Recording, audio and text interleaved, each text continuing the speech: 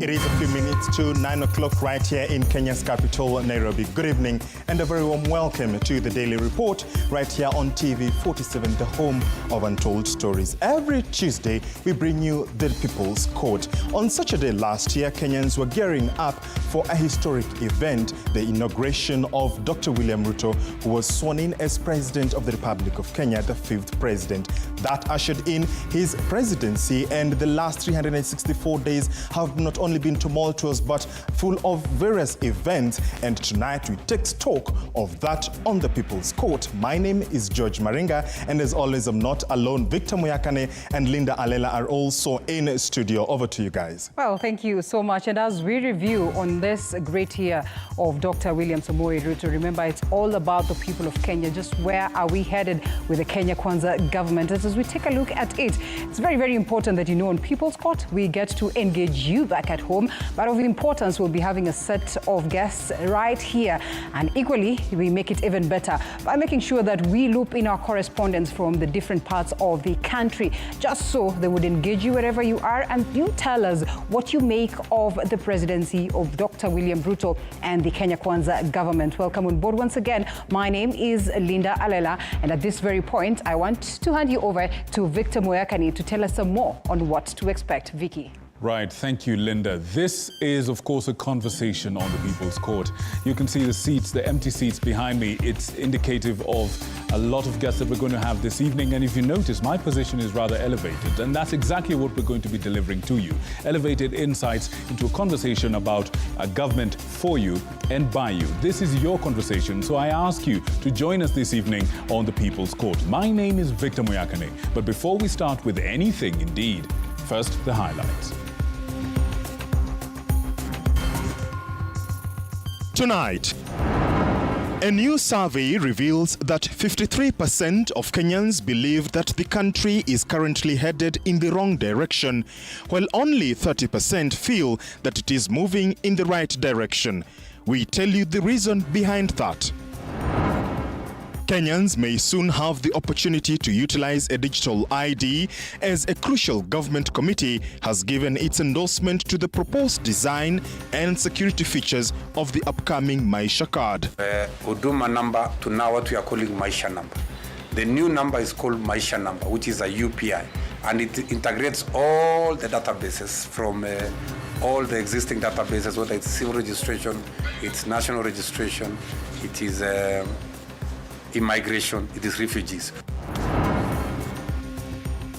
Plus, the Kenya Kwanza administration aims to boost the annual production of new housing to 250,000 units and raise the proportion of affordable housing supply from 2% to 50%. We shine the spotlight on that tonight. Our plan is to build 250 housing units every year. And our plan is to ensure that at least 50% of these houses are low-cost houses. A lot is indeed making the headlines. Tonight, we invite your feedback at TV47 News, at Linda_Alela, at Muyakane, at George Maringa_. Use the hashtag Daily Report, hashtag People's Court. We thank you for joining us. Catherine Simaloy is assisting on sign language interpretation tonight. The latest Info Opinion poll shows that President William Ruto has achieved a 55% approval rating during his inaugural year in office. Among the respondents, 9% consider the president's performance to be excellent, while 21% believe it to be good. The findings align with the challenging economic circumstances that President Ruto's administration is currently facing. Paul Kirobi opens our broadcast tonight with that report. Despite President William Ruto's promise to transform the lives of Kenyans within his first 100 days in office, some of his government's cabinet secretaries are still faced with an extensive workload after 1 year. The reason for this challenge lies in the fact that a majority of his cabinet secretaries have been rated at the C-plane level or below by a new survey. The top-performing cabinet secretary, according to the survey, is Interior Cabinet Secretary Professor Kithure Kindiki, who achieved a mean grade of 59%, following closely behind is Dr. Ezekiel Machogu, the Education Cabinet Secretary, and Kipchumba Murkomen, the Transport Cabinet Secretary, both of whom scored mean grades of 53%. At least 11 cabinet secretaries scored 50% and above in their performance evaluations. However, some cabinet secretaries who were assigned to crucial ministries that could have significantly contributed to President William Ruto's administration's success did not fare as well. For instance, the Minister of Labour Simon Chelugui scored a mean grade of D, while his energy counterpart Davis Chirchir received a D-plane grade. As President Ruto's administration approaches its 1-year anniversary, the sentiment among many Kenyans is growing increasingly negative. A significant portion of Kenyans believe that the country is moving in the wrong direction, according to the survey. According to statistics from the research firm Infotrack, a significant 53% of Kenyans believe that the country is currently headed in the wrong direction, while only 30% feel that it is moving in the right direction. One key factor contributing to the negative sentiments is the palpable concern about the high cost of living, which has been a dominant issue in the discourse of political leaders in recent months. At least 34% of Kenyans expressed the view that the country is heading in the wrong direction, and a significant factor behind this sentiment is the high level of unemployment prevailing in the nation. Meanwhile, only 39% of Kenyans believe that the country is moving in the right direction, primarily because of the prevailing peace and stability in the nation. 21% of Kenyans feel that the process of devolution is contributing to the country heading in the right direction. Paul Kirobi, TV47, Nairobi. Thank you, Paul, for that. The Kenya Medical Practitioners and Dentists Union members today took to the streets to present a petition containing their demands to the Ministry of Health and Council of Governors' offices. The union that is threatening to go on strike should their demands not be met wants the government to fulfill its promise of hiring more doctors. The government, through Health CS Susan Nakumisha and COG Chairperson Anne Waiguru, have however urged the union to halt their demonstration plans in order to create room for dialogue to take place. The peaceful procession by KMPDU members began at the Kenyatta National Hospital to the Ministry of Health's headquarters. At the ministry, the angry doctors demanded an audience with the Health CS. After a couple of minutes, CS Nakumisha came out to address the doctors, urging them to allow room for dialogue to take place. What you need to do is to allow us to go through these petitions. Thank you. And you know that the stakeholders of healthcare is not just the Ministry of Health. We have many other stakeholders that I have to avail this document to. Then we come to a table, sit and discuss and provide a solution. In their petition, the doctors are demanding that the government fulfill its promise to hire more doctors. They also want an opportunity to negotiate for a new CBA. We want the collective bargaining agreement that is now a court order of 2017-2021 to be implemented. Number 3, we want a new CBA to be negotiated and completed. And the last one, we want the county governments in the different parts of the country to stop harassing doctors. The procession then left the ministry's HQ and headed for the Council of Governors' offices. The doctors demanding to speak the council's chair, Anne Waiguru. This, however, did not happen, a matter that aggrieved the doctor's father. COG leadership in a different occasion addressed the matter, echoing the sentiments of the Health CS. So yes, we would want to give you a salary increase. Right now, it's not looking like it's going to be possible with the context with which I have just alluded to. Urging them to just hold on, give us a few more days, the economy is improving, and we will definitely honor a part of the promise. We may not be able to do 100%, but I can tell you where we stand as a Council of Governors. We are for it, and we would like you to be denominated correctly. Should the demands not be met, KMPDU has vowed to go on a nationwide strike come December. Zainab Mohammed, T47. Now, the National Assembly's Departmental Committee on Health says it is close to completing the investigations on the NHIF scandal that saw 8 hospitals suspended over claims of siphoning off funds from the National Health Insurance Fund in falsified claims by benefactor health facilities. Today, the owners and proprietors of the 8 facilities were before the Health Committee, presenting their submissions, as Sheila Chelangat now reports. Before the National Assembly Departmental Committee on Health were the owners of 8 hospitals suspended following a scandal with NHIF over falsified claims that siphoned funds for patients using the NHIF insurance cover. Present were owners and proprietors of Afya Bora Hospital based in Kirinyaga, Jakim Medical Center from Meru, and Jakim Hospital, among others, who have since been suspended from operating. Chair, my name is Washira Wagioko from Afya Bora. The committee looking into how 1.5 billion shillings was claimed by hospitals for the period between July 1st, 2022 and June 2023. When NHIF tells us that an hospital has been receiving fraudulent claims and claiming money falsely, saying they do specialized treatment when they are not authorized to do specialized treatment, do we blame the hospital? It means the hospital was colluding with an insider. So we are going deep to this thing. We are not calling the hospitals here because we want to punish them. We are calling the hospitals because they will have to tell us who they were working with inside, because they're insiders. These scandals that have continually marred the fund, forcing Health CS Susan Nakumicha to order a lifestyle audit of staff within the organization. Hii ugonjwa ambaye imekita mzizi kila mahali kwenye NHIF, na kuambia kuna makateli wabaya kwenye hii inchi, wanaweza nunua NHIF mzima waende nayo nyumbani. Na ndio kwa maana tumeleta sheria. The proprietors presented their submissions to the committee, which will form part of the report to be tabled before Parliament. Of the committee has directed we be supplied with the report from NHIF as well as the KMPDC, so that we go through them. According to the committee chair Robert Pokose, the investigations are almost complete and have included all hospitals that use NHIF. Is actually, with this investigation, it is this committee that will do that restructuring through the bill. Committee will sit next in the coming weeks before it drafts its recommendations to be tabled before Parliament. Sheila Chelangat for TV47 in Nairobi.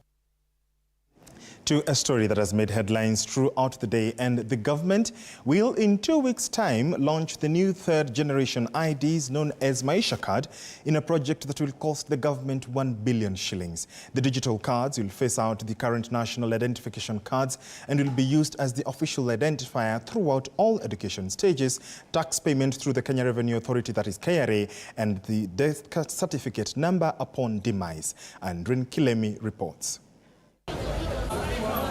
Kenyans could soon begin using a digital ID after a critical government committee endorsed the proposed design and security features of a new card. The technical committee of principal secretaries approved Maisha Card, which is set to be launched on the 29th of September. When someone is given that number at birth, that is the same number which will be their school identification number, it will be their university identification number, it will be their ID number when they turn 18, it will be their PIN number for KRA, it will be their number all through their lifetime. Until when they die, it becomes their death certificate number. Speaking Tuesday, Immigration Principal Secretary Julius Bitok explained that unlike Huduma number that faced many legal and implementation challenges, Maisha Card will not require fresh registration or harvesting of personal biometrics. So I want to say these are very different products altogether. And just for clarity, we are going to spend about 1 billion for this project, as opposed to what was spent in the other project. The new digital cards will be issued to all citizens at birth and will replace the current 2nd generation ID. This is in a bid to support the consumption of online services offered by the government, as well as minimize identity fraud, forgeries, and other misrepresentations. Currently, we are issuing about 3 million new cards annually. And we're saying that is the beginning point for us. And we are going to put a timeline so that we give Kenyans time. But for the time being, we'll have a transition period, which will be like 2 to 3 years, to be able to transit into the new number. Among key features of Maisha Card is a machine-readable zone in line with International Civil Aviation Organization that will make it possible to interpret personal encrypted details. When we talk about effective and efficient service delivery, digital identity is very, very critical, and therefore we all need to support, to onboard, to be able to appreciate this particular process so that we can take this country to the next level. As a build-up to the official launch on 29th of September, a public education and registration exercise will be held in Nakuru this Saturday, with public barazas and other stakeholders forums also expected to be conducted across the country. Andrine Kilemi, TV 47. Thank you, Andrine, for that. The Supreme Court of Kenya has thrown out the petition filed by Homa Bay MP Peter Kaluma, who was challenging the decision to have LGBTQ allowed to form groups, in which he had asked the Apex Court to review its decision on the definition of sex. In his application before the Supreme Court, dated March 9, 2023, Kaluma asked the judges to stay the orders which had compelled NGO Coordination Board to register members of the LGBTQ community. In the ruling delivered by the Supreme Court, it says that, consequently, we did, and I quote, by a majority agree with the findings of the High Court and the Court of Appeal that LGBTQ persons have a right to freedom of association, which includes the right to form an association of any kind. The appeal was therefore dismissed in its entirety.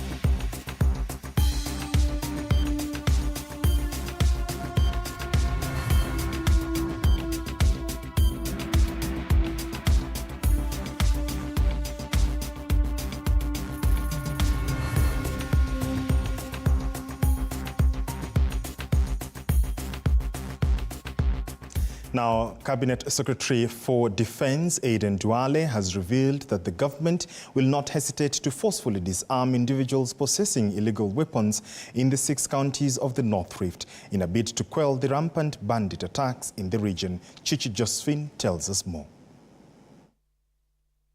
When he toured areas on the borders of West Pokot and Elgeyo-Marakwet counties, Defense Cabinet Secretary Aden Duale said following President William Ruto's order, the ministry will build 2 KDF camps in the areas of Kamolokon and Chepsogon in a bid to quell the rampant bandit attacks in the region. Kama Kenya Defense Forces tumeingia hii North Rift 6 counties na hatuja kuja sisi kufanya birthday party.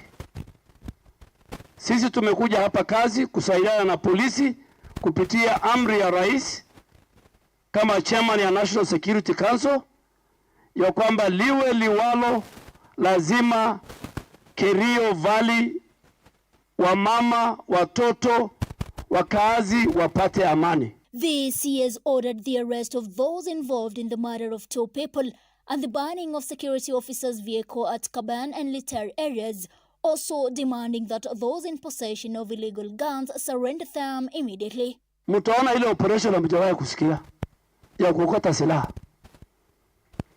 Yeah, we are going to do a major disarmament.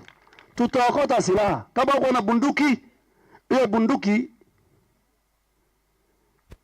wewe sahi utafute mtu umuzie nchi jirani. following allegations of the involvement of area chiefs in the execution of the ongoing banditry in the region. Duale demanded that the chiefs act and produce names of those behind the attacks. Na wewe machief, assistant chief, ule mtu akona bunduki kwenu, umwambieni ikifika operation, when the military come to do operation, machief mtatusaidia. Sasa hii mwanze kutengeneza list. Na mwambieni watu wapeane hizo bunduki. The government has set a plan to open schools in the North Rift, with Cabinet Secretary for Transport Kipchumba Murkomen adding that his ministry has set strategies to open all roads that will help in achieving security in the area. West Pokot, Turkana, Elgeyo Marakwet, Baringo, Samburu, Laikipia, we are putting them together to become one economic bloc under the Kerio Valley region and put a Marshall Plan to open up the place to become a place of development, not about banditry and cattle rustling. Chichi Josephine, TV 47. Thank you, Chichi, for that. Tonight, the ongoing bipartisan talks at the Bomas of Kenya were top on the agenda in a meeting of Azimio principals chaired by coalition leader Raila Odinga. Those in the meeting, coming ahead of the formal commencement of the talks on Monday next week, expressed their concerns on the talks, especially on the divisive issue of electoral justice in last year's presidential election. Apollo Kamau with the details. Ahead of a crucial Monday meeting when Kenya Kwanza and Azimio delegations in the dialogue team will table their proposals, starting with the reconstitution of the electoral body IEBC. Azimio coalition leader Raila Odinga chaired a meeting of the coalition principals, where the Bomas talks featured prominently on the agenda. Also attending the meeting was the Azimio team in the talks, led by Wiper Party leader Kalonzo Musyoka, who is the delegation's leader.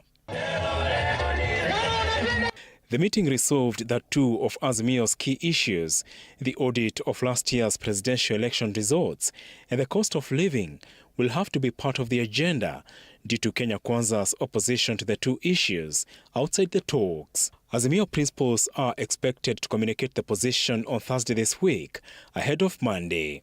Majority Leader in the National Assembly, Kimani Ichung'wah, says Kenya Kwanza is ready to submit its proposals on Monday on the reconstitution of IEBC, and any contentious issues the Bomas teams fails to agree on will be handled by the President. We will agree or disagree on issues. Those that we agree, we take. Those that we disagree, we push on to dialogue another time. If there is one issue that we eventually don't agree, we will refer it back to the President, and he can decide what to do. And therefore, when we meet on Monday, we now get to the serious work of being able to engage on the issues. We'll be able to hear from our colleagues their proposals. We will put our proposals on the table in terms of reconstitution of IEBC, and we shall engage. And hopefully, we shall be agreeing on most of the issues. And as I have said before, a dialogue process is a dialogue. You dialogue, you will agree on certain things, you may disagree on others. That doesn't mean the world comes to an end. There are fears that the audit of last year's election results stalemate might delay the reconstitution of IEBC, which is tasked with the delimitation of electoral boundaries and two by-elections in Banisa constituency, Mandera County, and Kisa East Ward in Kakamega. William, the president of this country, have given what we call blessing to these discussions.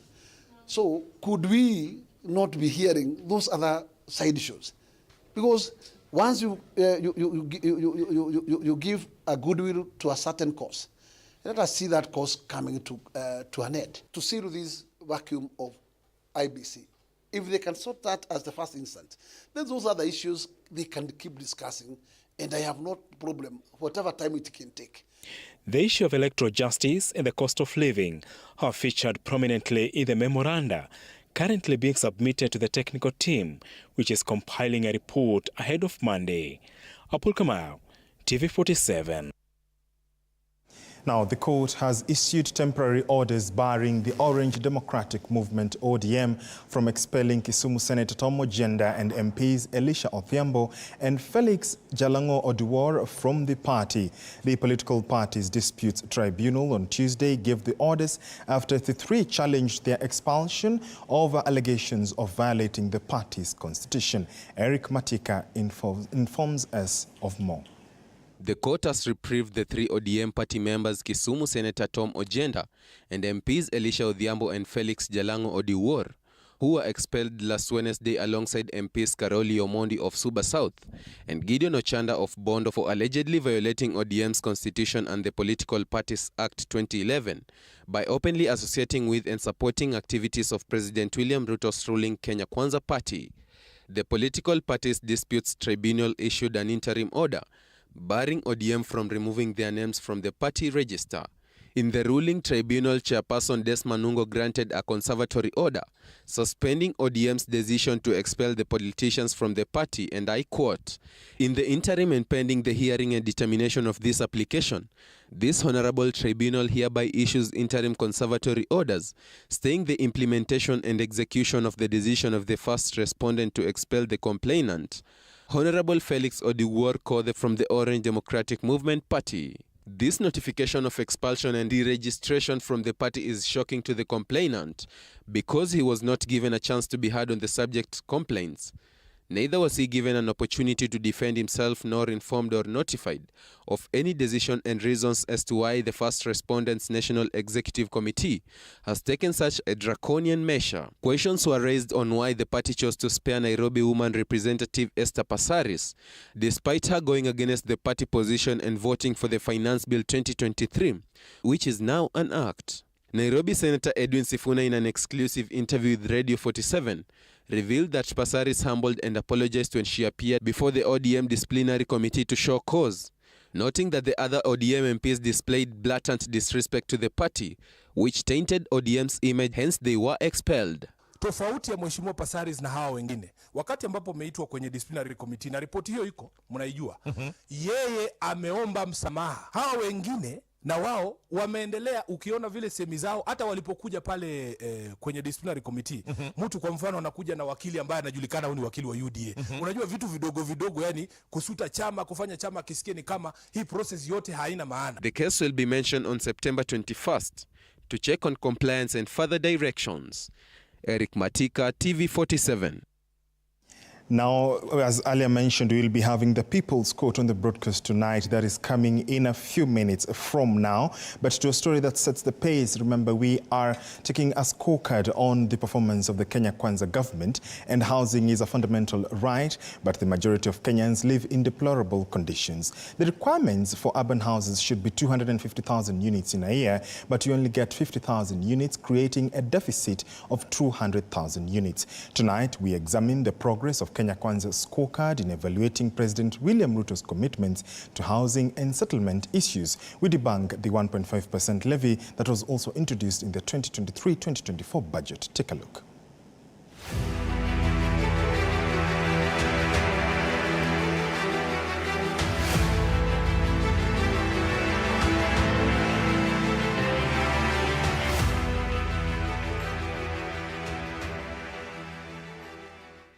Thank you very much. You may take your seats, ladies and gentlemen. Thank you very much. On June 30th, 2022, the then Deputy President William Ruto launched his manifesto at Kasarani here in Nairobi. He spent a considerable 6 minutes highlighting how he was going to transform the housing and settlement agenda in the country. We didn't implement this housing plan that was in the Big Four because our plan is to build 250 housing units every year, and our plan is to ensure that at least 50% of these houses are low-cost houses. We want to make it possible for a person who is paying 10,000 shillings today rent to still pay 10,000 for a two-bedroomed house, and in 15, 20 years, the house belongs to them because they are paying mortgage. Upon his inauguration the next month, the president embarked on launching affordable housing projects in the country. The first project, which was launched by President Ruto in October 2022, was Kibra's Soweto B, which marked his first site visit after winning the presidential election. According to Housing PS Charles Hinga, Soweto B will be the biggest social housing project undertaken in an informal settlement area. It is important that for the people who are in the informal, the minute they see that there is trust and they need the homes even more, because they're the ones who are in the slums, they're the ones who are in the tenements, they will actually out-contribute us. Others that followed were in Homa Bay, Ruiru, Shauri Moyo, Mavoko, Starehe and Kirinyaga. In Mukuru kwa Ruben, Ruto launched the 15 billion shillings project that will see the setup of 15,000 units. The 2023-2024 budget allocated 35.2 billion shillings towards the National Government Housing Programme. This was an increase from the 2022-2023 estimates, where the programme was allocated a budget of 27.2 billion shillings. Out of the housing budget, 3.2 billion went towards the affordable housing programme this year. There are 7 ongoing affordable housing projects that are set to produce 31,990 units in Nairobi. As of March 2023, 46,027 affordable housing units were under construction. Ya kwamba Kiambu tunajenga nyumba 50,000. 50,000. Hii sasa ni 1,000. Sasa imebaki 49,000. On January 27, 2023, Ruto presided over the groundbreaking of the Shauri Moyo affordable housing project in Nairobi. The project site comprises 2 parcels of land measuring approximately 16 acres located along First Avenue, Eastleigh Road, Nairobi. In February, the Starehe project, which will provide over 6,000 housing units, was launched. To further fund the affordable housing project, the government, through the Finance Act 2023, introduced the affordable housing levy at 1.5% of employees' gross monthly salary to be matched by 1.5% from the employer. When all is said and done, the Kenya Kwanza administration intends to increase supply of new housing units to 250,000 per annum and percentage of affordable housing supply from 2% to 50%. Time will tell. George Maringa, TV47, Nairobi.